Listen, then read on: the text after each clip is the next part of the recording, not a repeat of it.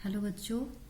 बच्चों, फसल उत्पादन एवं प्रबंध वाले चैप्टर में कृषि पद्धति के अंतर्गत हम मिट्टी तैयार करना, बुआई, खाद एवं उर्वरक डालना, ये सब कुछ जान चुके हैं। जान गए ना? कोई प्रॉब्लम नहीं है?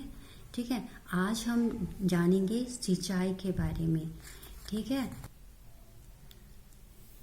सिंचाई आखिर है क्या? विभिन्न अंतराल यानी कि समय समय पर हम जब पौधों में पानी डालते हैं या अपने फसल पे पानी देते हैं तो वो सिंचाई कहलाता है। आप भी अपने घरों में ऐसा ही करते हो ना? पौधे लगाते हो, उसमें जल डालते हो, पानी डालते हो, और नहीं डालने से वो क्या होगा? सूख जाएंगे। ठीक है ना? इसलिए पौधों को जल देना अत्यंत आवश्यक है। ये क्यों आवश्यक है, इसको अभी और अच्छी तरह हम जानेंगे। बीजों का अंकुरन शुष्क स्थिति में नहीं हो सकता है। इसका मतलब है कि अगर हम कोई भी बीज, अगर हम चना को ही लेते हैं और उसे सूखा रख देंगे तो क्या वो अंकुरित होगा? नहीं होगा। ठीक है।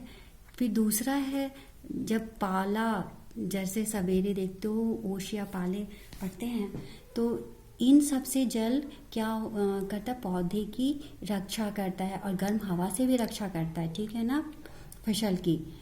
फिर गर्मियों के दिन में हम अक्सर देखते हैं कि पत्तियों की सतह से जल की बहुत अधिक मात्रा वाष्प बनकर उड़ जाता है और देखते हैं मिट्टी बहुत अधिक तुरंत सूख जाता है। तो उसका कारण क्या है कि वाष्प बन के उड़ जाते हैं, जल उड़ जाता है और हमें जो सिंचाई करना होता है वो तुरंत करना होता है ना?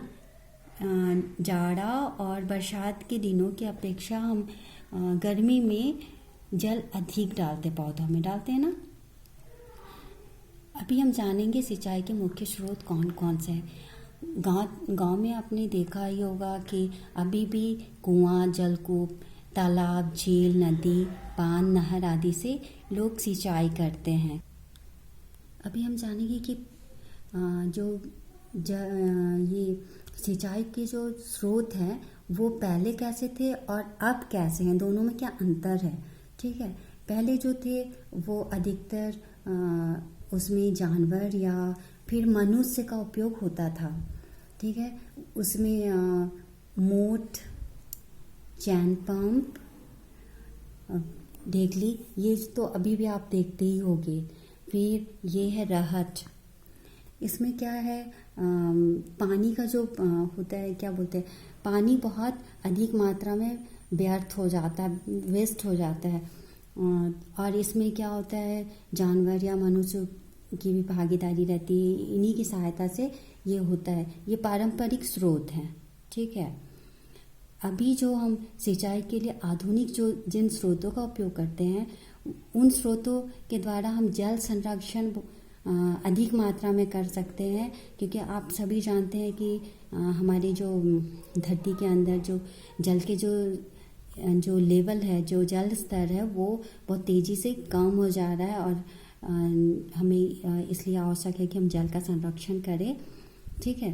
तो अभी जो सिंचाई के जो आधुनिक तरीके हैं, छिड़काव तंत्र आता है और डीप तंत्र। ठीक है। डीप तंत्र, छिड़काव तंत्र में क्या होता है? छिड़काव तंत्र के अंतर्गत जैसे आप चित्र में देख रहे हो कि यहाँ पाइप है और पाइप के द्वारा यहाँ वो 2 पाइप भी लगे होते हैं और इसमें फव्वारे के तरह पानी पौधों में डाला जाता है। यह मुख्य रूप से असमतल जमीन, यानी कि जमीन प्लेन नहीं है, उसके लिए और बलुई मिट्टी के लिए यह अत्यंत आवश्यक है और महत्वपूर्ण है। और जिस जगह में जल की बहुत कमी है उस जगह में ये बहुत उपयोगी है उस जगह के लिए, क्योंकि यह बारिश की तरह ही पौधों में पानी इसमें जाता है और जल बिल्कुल भी व्यर्थ नहीं होता, वेस्ट नहीं होगा। ठीक है। और ये दूसरा है डीप तंत्र। ठीक है। इसमें पाइप लगे होते हैं और पाइप जो है वो पौधों की जड़ों में बूंद बूंद करके पानी डालता है। ये भी जहाँ जिस जगह पे जल की बहुत कमी होती है उस जगह के लिए बहुत ही अच्छा है और इसमें पानी का बिल्कुल बर्बादी नहीं होता है। अब हम देखते हैं कि खरपतवार से कैसे हम अपने पौधों की सुरक्षा कर सकते हैं। आखिर खरपतवार होता क्या है? आप देखते होंगे कि खेतों में फसल के साथ कुछ अन्य पौधे भी उग जाते हैं, ये खरपतवार कहलाते हैं। इन्हें हम क्या कहते हैं? खरपतवार। जैसे घास और बहुत सारी चीज़ उग जाते हैं, ठीक है। और जब हम खरपतवार को हटाते हैं तो उस विधि को क्या कहेंगे? निराई, ठीक है। क्या कहेंगे? निराई। ये क्यों आवश्यक है? अगर हम खरपतवार को नहीं हटाएंगे तो क्या होगा? पौधे को सही पोषण नहीं मिलेगा। सारे जो पोषक तत्व हैं कहाँ चले जाएंगे? वो खरपतवार ले लेंगे। और सूर्य की जो रोशनी होगी वो भी पौधों तक सही स्तर पे नहीं पहुंच पाएगी। तो इसलिए हमें ज़रूरी है ये निराई करना, ठीक है, समझ गए। और अब हम जानेंगे कि मुख्य खरपतवारनाशी कौन कौन से हैं। ये खरपतवारनाशी जो होते हैं वो रासायनिक पदार्थ होते हैं, ठीक है। ये हैं 2,4-D ब्यूटाक्लोर MCPA। कौन कौन से हैं?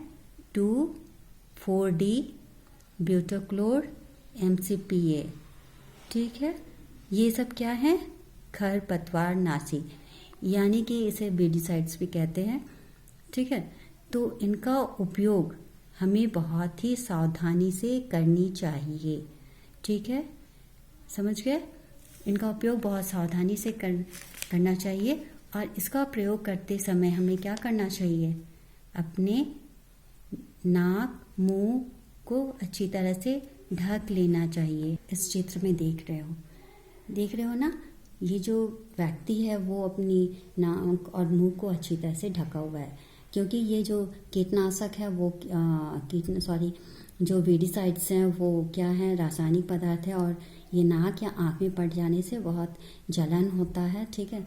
तो अगर कभी ऐसा हो तो तुरंत क्या करना चाहिए? स्वच्छ पानी से अपने नाक मुंह चेहरे आदि को धो लेना चाहिए, ठीक।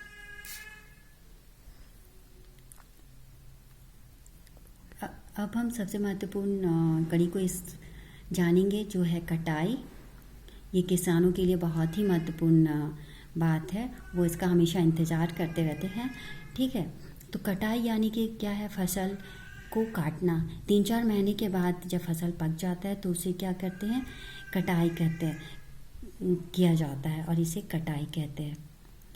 और इसके लिए हम कौन कौन से औजारों का उपयोग करते हैं ये तो आप सभी जानते ही होंगे। चित्र में देख रहे हो, ये क्या है? दरांती। ये हमेशा आप देखते होंगे, अपने घरों में भी इसका उपयोग देखते होंगे। इसे क्या करते? फसल को जड़ के समीप से ही काट के हटा दिया जाता है, ठीक है ना, ठीक है। और आजकल दूसरे मशीन का भी उपयोग होता है, जिसे हम थ्रेशर कहते हैं। इससे कटाई बहुत आसानी से होती है, ठीक है, और समय भी कम लगता है। अब हम जानेंगे कि जैसे हम फसल को जैसे अन्न को उसके डंटी से अलग करते हैं तो उसे क्या कहते हैं? इसे हम थ्रेशिंग कहेंगे, जिसे दौनी भी कहते हैं, ठीक है। ये भूसे से अलग, बीजों को अलग करने के लिए भी जो प्रक्रिया होती है वो भी यही कहलाती है, थ्रेशिंग ही कहलाएगी। और इसके लिए थ्रेशर मशीन का उपयोग होता है, ठीक है। इसके लिए किस मशीन का उपयोग होगा? थ्रेशर। अब आगे हम जानेंगे कि कटाई करते समय बहुत सारे त्यौहार मनाते हैं। वो कौन कौन से हैं? वो हैं पोंगल, बैसाखी, होली, दिवाली और नवन्या। झारखंड में भी हम मनाते हैं क्या? नया खानी।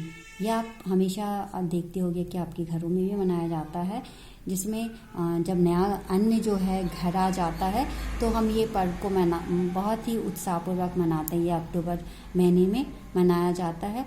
और इस समय हम क्या करते हैं? शकुआ या साल वृक्ष की पूजा भी करते हैं। अब उसके बाद आता है क्या? भंडारण। ये भी अत्यंत महत्वपूर्ण स्टेप है, ठीक है।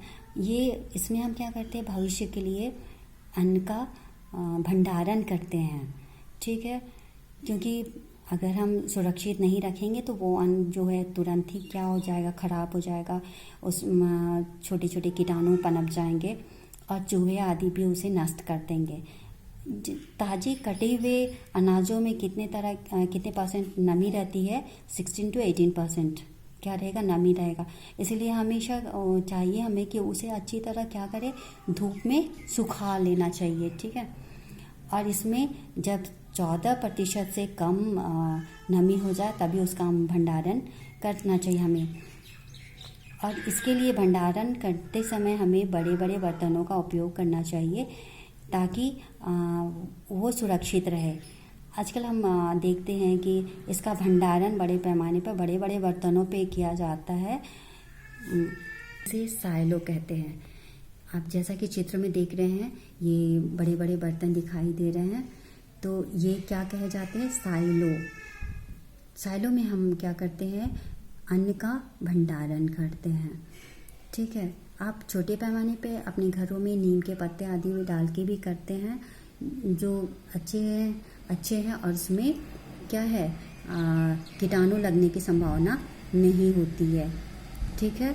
तो इस चैप्टर के अंतर्गत हमने बहुत सारी बातों को जाना, और अगर कहीं समझ में नहीं आया तो फिर से और एक बार वीडियो को ज़रूर देखें, ठीक है।